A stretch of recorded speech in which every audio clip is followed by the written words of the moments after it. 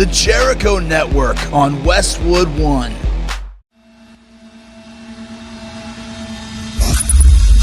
Just before we get started with today's show, I want to fill you in on an upcoming episode of the Rock and Roll Twilight Zone. We're putting together a special Q&A episode. The episode will feature questions from you, questions that you feel have gone unanswered in previous episodes, or questions that we haven't even dealt with before on the show. Here's your opportunity to unload all of your burning questions. And if I can't answer it, we'll find the person who can. Record your questions, including your name and where you're from. Then email your audio to me at rrtz.questions@gmail.com. That's rrtz.questions@gmail.com. This special Q&A edition of the Rock and Roll Twilight Zone will drop later this summer. On the whole, the evidence strongly says, drug addict, junkie, no way. This is the Rock and Roll Twilight Zone with Richard Serrett. Heard exclusively on the Jericho Network in partnership with Westwood One. Unearthing the biggest stories from the history of rock. Exposing the truth and the tragedy. The stories behind rock's immortals. The Rock and Roll Twilight Zone. What might happen is that we blow your mind. Here's your host, Richard Serrett.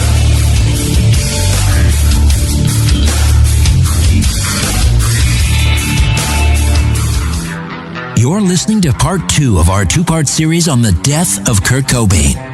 Listen to the lyrics of the Nirvana song, You Know You're Right.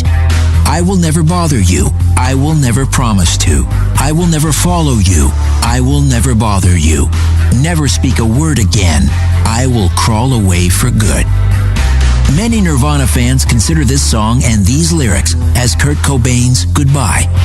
The message in You Know You're Right corresponds to what he wrote in his supposed suicide note. But for others, Kurt Cobain's death on April 5th, 1994, or thereabouts, has never been an open and shut case of suicide.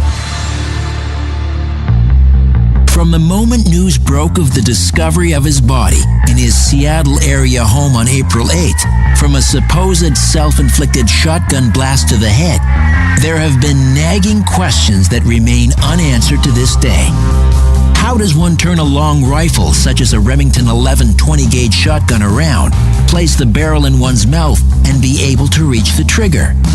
Assuming your arms were in fact long enough, how do you carry out such a gruesome task if you have enough heroin in your system to render you unconscious within seconds of the injection? Then there's the supposed suicide note. The first part of the note, according to his own lawyer, appears more like a pastiche than a cohesive goodbye letter. A forensic linguist adds to the theory by pointing out that the top portion of the long note, as well as appearing to be in a different handwriting, is also of a different style linguistically to the bottom 4 lines. Many fans see Kurt's supposed suicide note as a goodbye to Nirvana, not to life. Then there are the final 4 lines, written in a markedly different handwriting style. Francis and Courtney, I'll be at your altar. Please keep going, Courtney, for Francis, for her life, which will be so much happier without me. Were these lines tacked on by a forger to make the letter seem more like a suicide note? A number of investigators have wondered. Then there was the discovery of a handwriting practice sheet in Courtney's backpack, which contained different letters of the alphabet, which were compared to the suicide note. The practice sheet contains letter combinations of specific letters that are found in the bottom portion of that suicide note.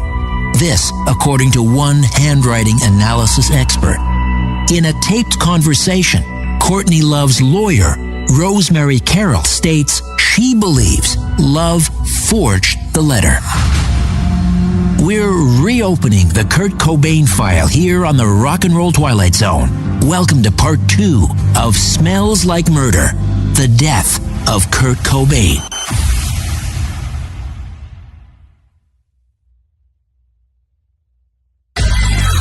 Welcome back to the Rock and Roll Twilight Zone. Here's Richard Serrett. You're listening to part 2 of our 2-part series, Smells Like Murder, The Death of Kurt Cobain. First, a recap. Kurt disappears from an LA rehab facility, and at this point, Courtney Love enters the picture. She hires a private detective, Tom Grant, in LA, to find her husband. They found his body in a greenhouse in his home in Seattle, Washington on April the 8th. So nobody really knows when Cobain died, and nobody really has truthful stories about the days leading up to his death.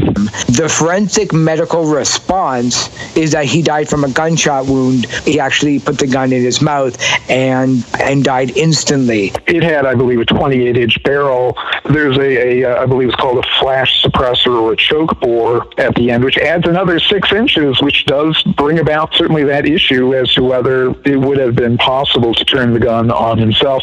There were no fingerprints found on the shotgun. I discovered video in 1994 that showed the top of Cobain's head intact and no blood, not one drop of blood around the top of his head on the floor where the body was found. And that is an impossibility. That it would have been completely impossible for somebody to have taken that level of heroin and then neatly put away the heroin kit, picked up a shotgun, stuck it in his mouth, and pulled the trigger. He would have been unconscious within seconds of taking this kind of dose. That note that was written didn't necessarily say that it was written to Courtney and his daughter. It was mostly for Nirvana fans, telling them why he wanted to quit the music business altogether. Rosemary Caro said that Courtney Love left behind a backpack which included a practice page or pages in which she was practicing someone's handwriting, which looks astonishingly similar, especially to the bottom lines in the notes. That's Rich Lee, a Seattle-based independent investigative journalist who suspected a homicide in the Cobain case almost immediately. In fact, he started a public access cable TV show dedicated to investigating Cobain's murder. Part of the narrative which feeds into a possible suicide is Cobain's battle with depression, a fact few dispute. Eric Alper is a music correspondent and a PR consultant to multiple rock legends. Kurt Cobain actually comes from a bipolar family. He's actually not the first Cobain to kill himself, because when Kurt was 12 years old, his great uncle Burry, who was brother to Kurt's grandfather, Leland, had shot himself in the stomach and in the head. And so that's where some of that bipolar disorder and that manic depression comes from in the Kurt Cobain family. And it's actually because we now know that disease is mostly hereditary. Most of Kurt Cobain's depression comes from realistically starting off as a child. When Kurt was just a young kid, he would actually seek sanctuary in his bedroom closet. He just didn't want to be around people and hang out. And, you know, he abused alcohol. He was really high energy. He was filled with rage. And all of that comes from the fact that this is what his family was kind of based on. There was, you know, interviews with Kurt's cousin that asked her about, other than the mental health problems, besides just general depression, what else was there? And his cousin Bev said that he was diagnosed at a young age with ADD, then later with bipolar disorder, and that the illness had the same characteristics as major clinical depression with mood swings, and that Kurt knew where his family had come from, and that he was terrified that he was actually going to be having all of these symptoms based on his DNA and his genes, the fact that there was mental illness on both sides of Kurt's family tree. On his mother's, Wendy's side of the family, there's also mental illness, because Wendy's mother, Peggy, was 10. Her father, which was, you know, Wendy's grandfather, stabbed himself in front of his family, and he was committed to a mental hospital. So he was very well aware that there were issues and that there were problems in that genetic family tree going back a couple of generations by the time that Kurt was actually born. But not so fast. Others who've investigated Cobain's death suggest this narrative ignores some important developments in Kurt's life shortly before his death. Max Wallace, is the co-author of Love and Death, The Murder of Kurt Cobain. Within days of Kurt's death, Courtney was giving interviews to everybody who would listen and talking about how he had a family history of suicide, his great uncles had committed suicide, and so it was sort of natural. And this fed into the conventional narrative that it was sort of inevitable. Kurt was always suicidal, he had family history of suicide, there was mental illness in his family, and yet the fact is that Kurt has given an interview to Rolling Stone magazine just a couple months earlier saying he'd never been happier in his life. There was some indication earlier that he may have been suicidal. Some of his lyrics were hinted at suicide in some of his interviews, but that coincides with a period where he had this unbearable stomach pain that he couldn't diagnose. That's why he became a heroin addict. The heroin was designed to treat this severe pain that he'd suffered most of his life. But a few months before he died, he was finally diagnosed. The pain was linked to a pinched nerve related to scoliosis. And as soon as it was diagnosed, it was treated. All of a sudden, once the pain is diagnosed by his doctors and he's getting medical treatment, he starts changing his tune. He's never been happier in his life. He's doting on his new baby daughter. And there's certainly no talk of depression or suicide.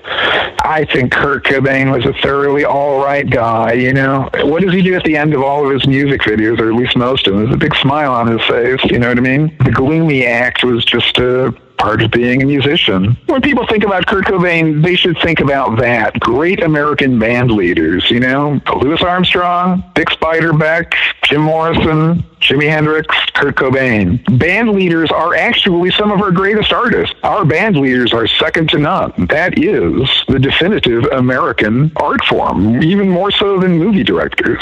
Band leaders. And Kurt Cobain loved being a musician. Kurt Cobain loved being a band leader. And when you see that smirk on his face at the end of these gloomy, moody videos, you should understand that without even considering money or the treachery of the people around him and all of that, Kurt Cobain enjoyed being a musician. That's why he was so good at it. And he was not suicidal. There's no evidence of his being suicidal anywhere in his psychological history. Although you look at the media and he was clinically depressed. Well, what clinic ever called him clinically depressed? What person ever called him depressed during his lifetime? No one of reliable reputation.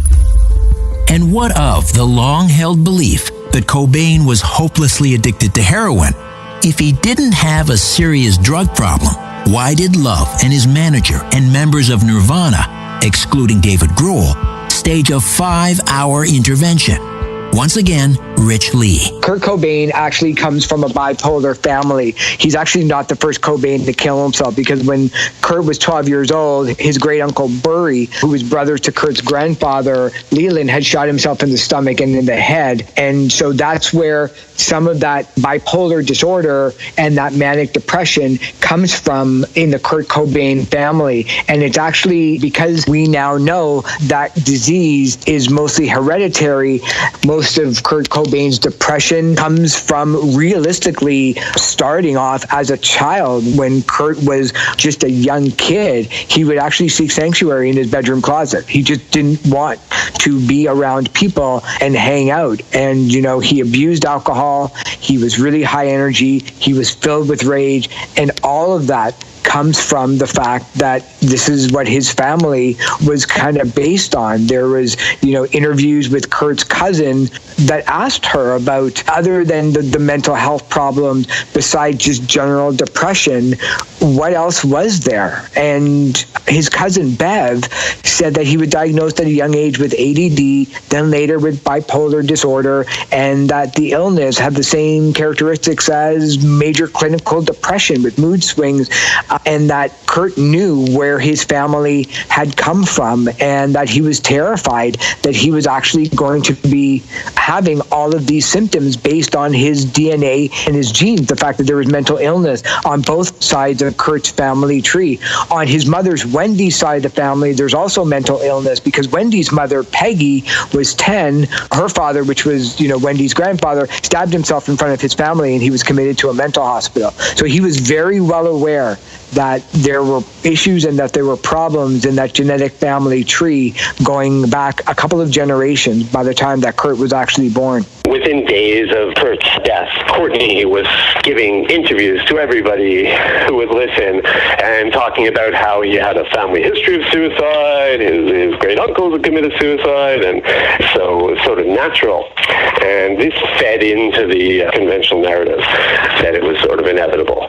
Kurt was always suicidal. He had family history of suicide.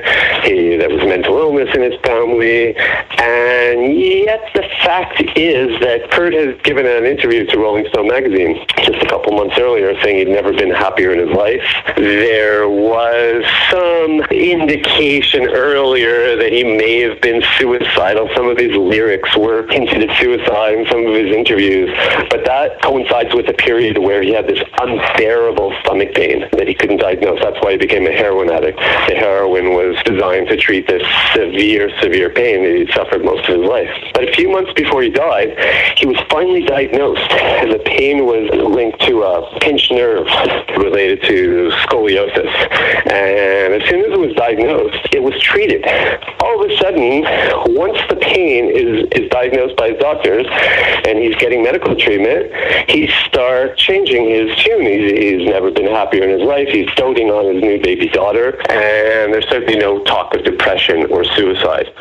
I think Kurt Cobain was a thoroughly all right guy, What does he do at the end of all of his music videos, or at least most of them? There's a big smile on his face, you know what I mean? The gloomy act was just a part of being a musician. When people think about Kurt Cobain, they should think about that. Great American band leaders, Louis Armstrong, Dick Spiderbeck, Jim Morrison, Jimi Hendrix, Kurt Cobain. Band leaders are actually some of our greatest artists. Our band leaders are second to none. That is the definitive American art form, even more so than movie directors.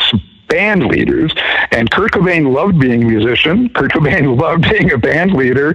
And when you see that smirk on his face at the end of these gloomy, moody videos, you should understand that without even considering money or the treachery of the people around him and all of that, Kurt Cobain enjoyed being a musician. That's why he was so good at it. And he was not suicidal. There's no evidence of his being suicidal anywhere in his psychological history. Although you look at the media and he was clinically depressed. Well, what clinic ever called him clinically depressed? What person ever called him depressed during his lifetime? No one of reliable reputation. Well, he did a lot of work, and he never gave a bad concert that I know of. And there were voice problems at the very end, which is why the European tour was canceled. If he used opiates at all, like millions of Americans who are using them and not dying and not committing suicide, if he did use opiates for his stomach on an ongoing basis, then he had that under control. The most legitimate interview he ever gave in terms of talking to the standard press would have been with Robert Hilburn of the Los Angeles Times. And he told Hilburn that he dabbled in heroin, and this was because of excruciating stomach pain and inability to find a doctor who would prescribe him the right thing to alleviate this pain. That's all what I've seen him say on video as well. Now, there were other statements. There was a cover of a magazine in Britain, during Kurt's life where the headline was something like, "We just fill up turkey basters full of the stuff and shoot, massive amounts of the junk right into our veins." Cobain knew that the English press particularly is very keen on documenting drug abuse by all rockers, whether it, is real or not. He told Hilburn of the Los Angeles Times, "I dabbled, it's over. Using drugs, hard drugs, is a waste of time. I won't be doing it again." Those are the words of Kurt Cobain. The stuff about the turkey basters and all of that, Well, that's Kurt's humor, and certainly in recent years there has been a difficulty among journalists and pseudo-journalists like the people who made the Montage of Heck movie in dividing Cobain's dark sense of humor and, the reality of was he a drug addict or was he not. On the whole, the evidence strongly says drug addict, junkie, no way. When the Rock and Roll Twilight Zone continues, a whistleblower ends up on the railroad tracks.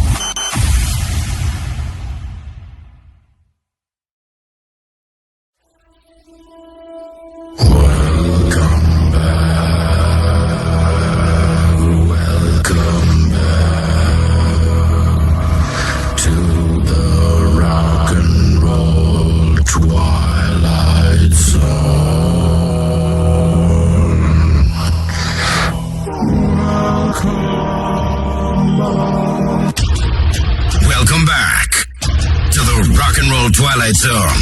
Here's Richard Serrett.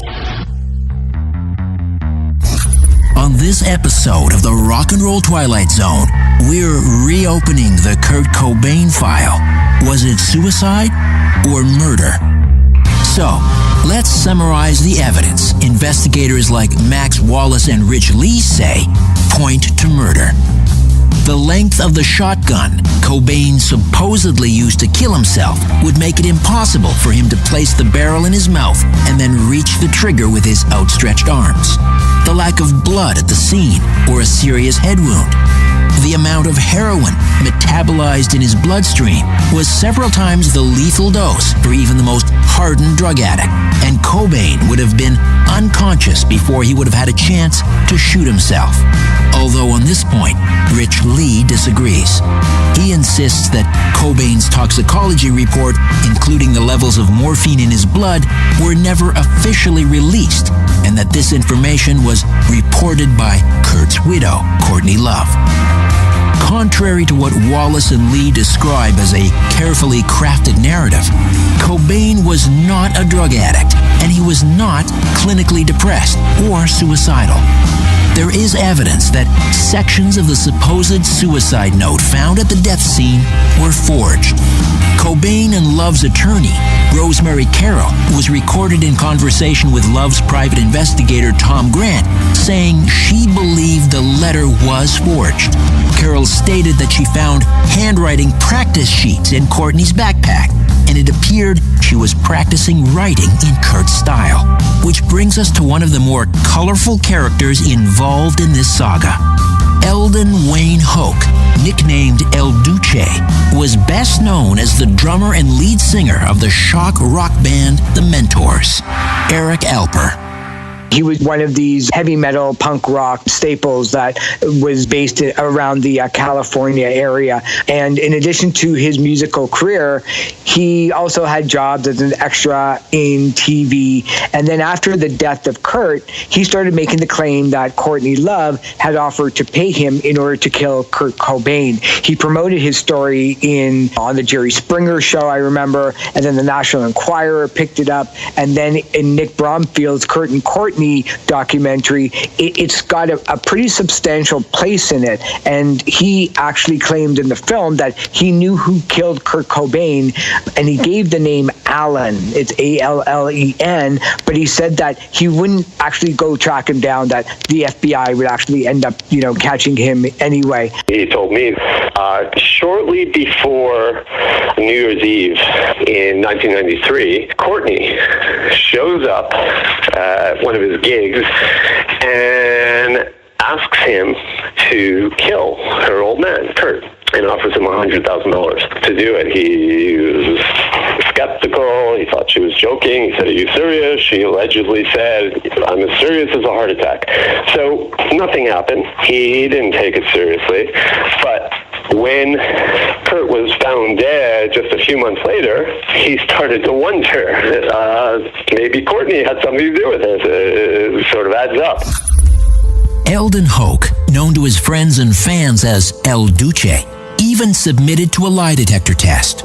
Rich Lee. I interviewed friends of Eldon Hoax, El Duce, and I interviewed at length for about an hour Edward Gelb, the polygraph examiner. Gelb was extremely confident in his results, and everyone around El Duce, including his closest friends, said El Duce was an eccentric character on stage. Off stage, he was a very genuine person, and this is not something that he would lie about.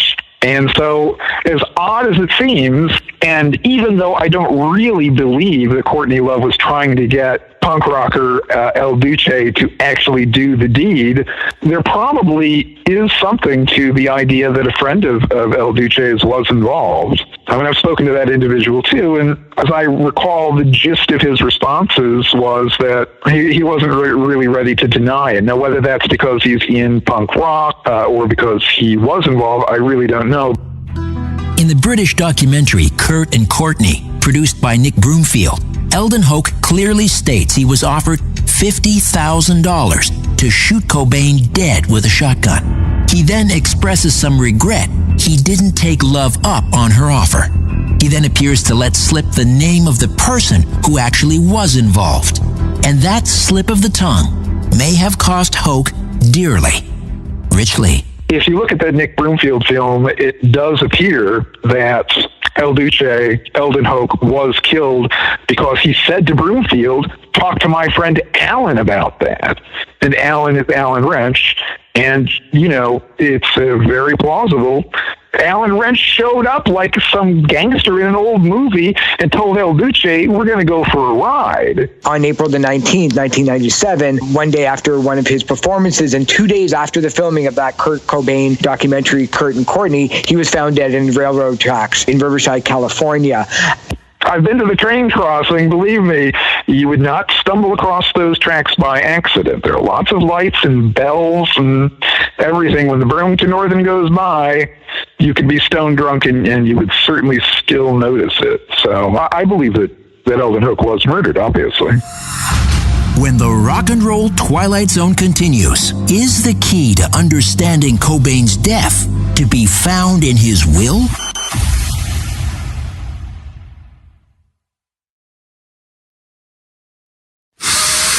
And out. And in.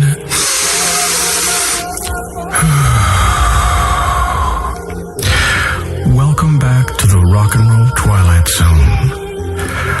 While you were away, we were working on our breathing exercises. I'll direct your breathing awareness to different stages of the podcast, and we want to focus all of your attention on each stage that I mention. Like this stage, the next stage of the Rock and Roll Twilight Zone. There we go.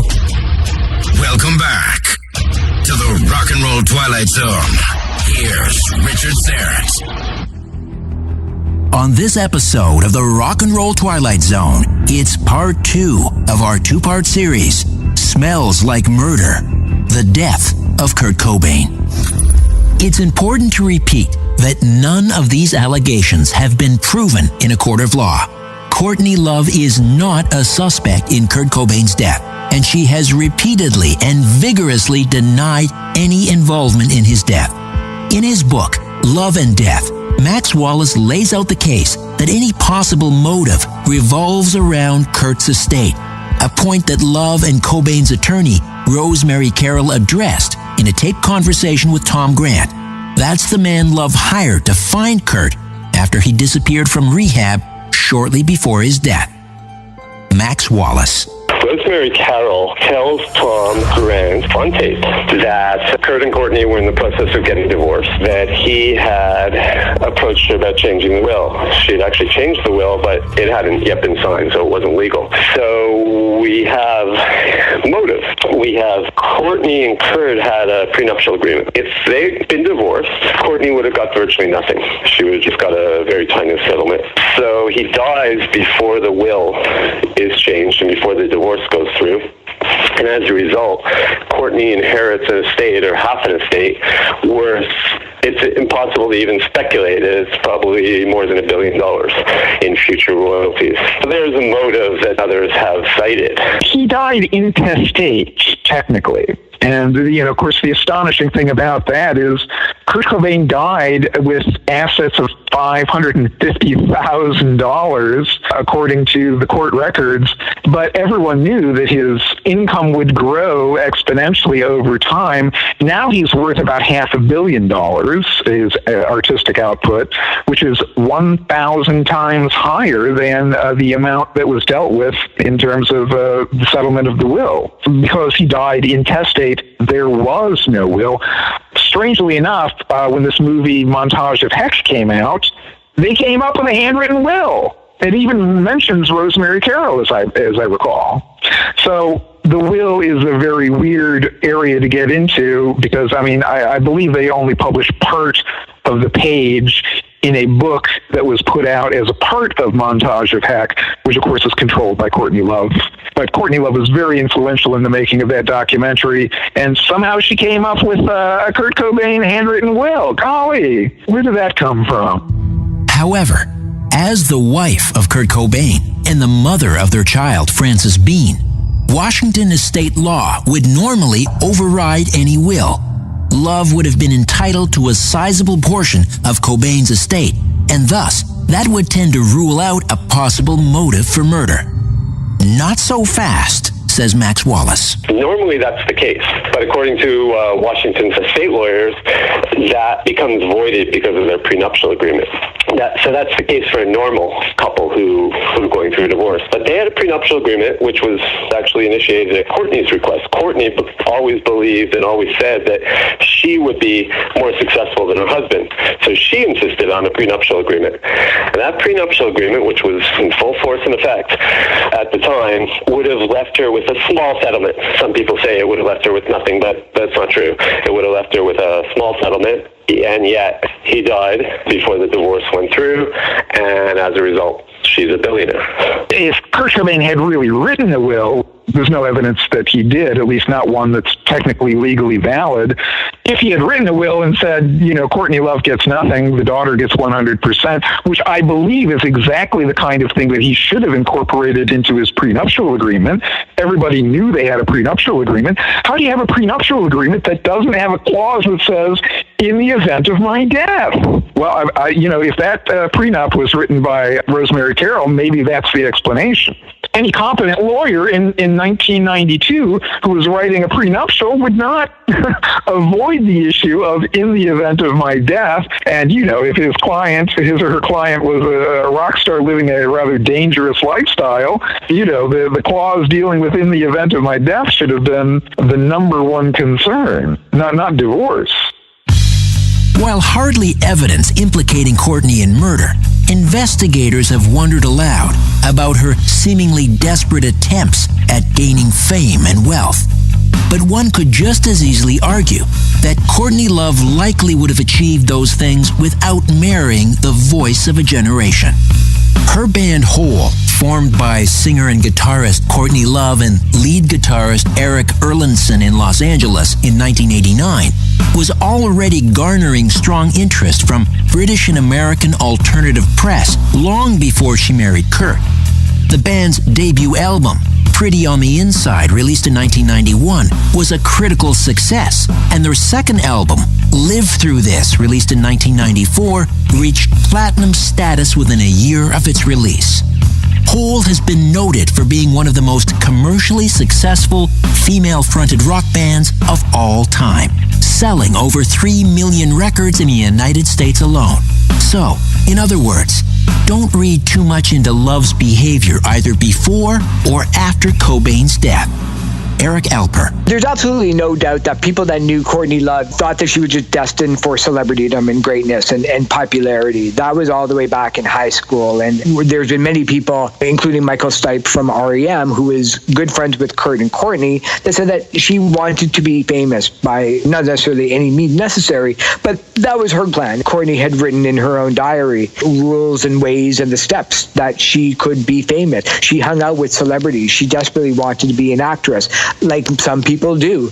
And after Kurt Cobain's passing, certainly she had that time of mourning, and then she knew that she just had to live her life, that perhaps, Nirvana's royalties would only go so far, that most of the money would be not necessarily going to her, but put in trust for Francis, and her behavior was simply playing the media for all it's worth. It was almost like she had a mindset of, if you want the most dangerous, reckless, crazy, creative person in America, I'm your gal. And there's nothing wrong with that, because I think that we see that a lot with people who thrive on attention. But that was almost her intent before she had met Kurt. And in fact, before, when she had relationships with other rock stars like Billy Corgan, for instance, the minute that she set her eyes on Kurt Cobain, she was in love. One of the main things that I directed people to is the film Black Widow, which Teresa Russell is a very sinister person. She's actually in Seattle for some of her murders. And one of the ways that she kills her husband, as portrayed by Dennis Hopper, is hypodermic through the cork of a champagne bottle. Courtney Love has a fascination with Black Widows. She sings Black Widow over and over again. She sings that Fleetwood Mac song, Gold Dust Woman. And at the end of Gold Dust Woman, right here in Seattle, walking distance from where her husband was murdered, Courtney Love gives concerts, at the Moore Theater, and bellows out, Black Widow, Black Widow. How could anyone possibly be more offensive than that? One of the frustrating aspects of this case for people like Tom Grant and other investigators, such as Wallace and Lee, who argue Cobain was murdered, is that there was a rush to judgment on the part of the Seattle Police Department and the coroner. They saw the note, they saw the shotgun, and they declared it an open and shut case of suicide. All claims to the contrary were dismissed as mere conspiracy theory. But then, investigators who argue murder received some vindication from an unlikely source. Max Wallace. Then, just 2 years ago, the Seattle police chief at the time, Norm Stamper, came out and admitted that they had rushed to judgment, and he calls on the authorities to reopen the investigation. That's all that myself and my partner are calling for in our book. We don't jump to any conclusions. We don't accuse anybody of murder. We just call for a fair and thorough investigation. And now we have the former Seattle police chief to back it up. I love conspiracy theories. I don't know how much I believe in them, but I love the fact that they exist. And the reason why is because for all that I think I know is true, I have no idea if I even know what's true, because it's filtered down through the media, who is biased one way or the other. And, when you have the government or when you have the police for, decades and decades, we all kind of know that, yeah, you can pretty much trust them, but who knows? I've been through the conspiracy theorist thing quite a lot. In fact, the judges, these 3 liberal judges, started off by saying Richard Lee is a local conspiracy theorist. This is their decision. This is a legal opinion. And I introduced myself by saying, I'm Richard Lee. I'm a journalist in his 5th decade of practice. I've surpassed 40 years. I'm now in my 5th decade. And then when they come back, then this is an oral argument. They could not have missed it unless they were all sound asleep. And then they come back with their written decision, and it says, Richard Lee is a local conspiracy theorist. So let me make it clear, I don't really even believe that there needs to be a conspiracy in order for these things to happen. It's simply a confluence of interest. The local politicians and the local media, they don't get on the phone to Universal Studios or Geffen Records and ask what to do. It's just that we live in a very class-biased culture right now in the United States, and the people who are on the make and are making big money, whether they're politicians or entertainment executives or grunge musicians or the cop on the beat, who in Seattle is paid quite a lot of money, frankly, they all have the same interests. Their interests are a sort of dead-eye conservatism that says there are certain people who are respectable and decent, and they carry guns, and so many of them use guns in their professions. And then there are the dirty, disgusting poets and hippies, and you don't need to explain to a cop or a politician or an entertainment executive, who the privileged and powerful people are, and who, an entertainer is, who is sticking up for the working class. They know who should be on the receiving end of disadvantage. And, I believe it was George Bernard Shaw who said, assassination is the ultimate form of censorship. Having looked at this for the last 24 years, I would say, yeah, definitely this fits that mold. Doesn't mean that people are getting on the phone and saying, let's kill Kurt Cobain. It's just they let things happen. And, with someone like Courtney Love involved, it's basically the lamb laying down with the lion and the lamb becoming the lion's breakfast. Was Kurt Cobain murdered, and was it made to look like a suicide? Is the narrative of Cobain as manic depressive and hopeless heroin addict a carefully constructed myth? Did the Seattle Police Department rush to judgment? Was the suicide note a forgery? Is Courtney Love a black widow? Or are all of the points raised by investigators like Max Wallace, Rich Lee, and others just baseless allegations, mere idle speculation, wild assumption? Is this all just one crazy conspiracy theory? When does a conspiracy theory become a crime? Maybe the term conspiracy theory is just a clever conspiracy to pull the world over our eyes. As William Shakespeare himself wrote, "While you here do snoring lie, open-eyed conspiracy his time doth take. If of life you keep a care, shake off slumber and beware. Awake, awake." Until next time, I'm Richard Serrett. So long for now. In their infinite wisdom, the pod gods have decided to end